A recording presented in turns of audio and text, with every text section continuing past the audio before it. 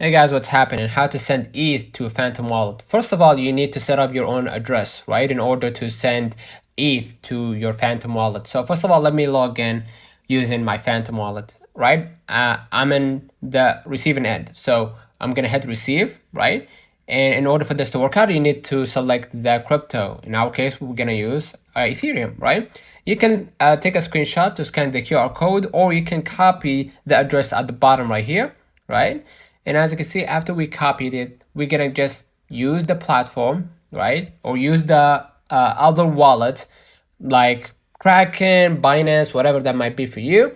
I'm gonna use Kraken in order to basically send Ethereum, right?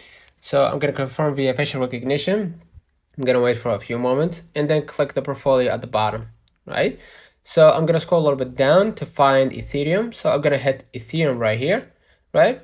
And then click the three dots at the top right next to my ETH. Okay.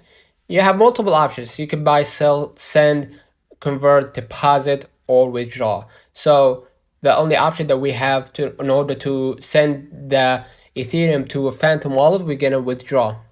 Okay. So now what I'm gonna do, I'm gonna hit the amount, or I'm gonna type the amount, and then I'm gonna add a new address. Okay.